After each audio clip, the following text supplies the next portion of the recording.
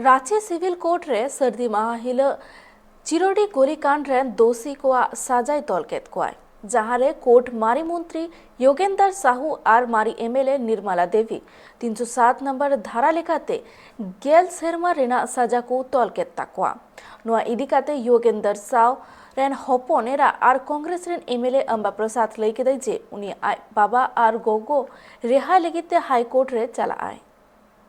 क्या फैसला है? षड्यंत्र के तहत तो फंसाया गया है।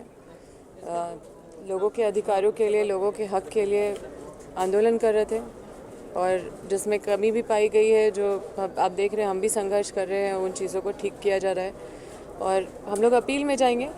न्याय का अभी भी भरोसा है।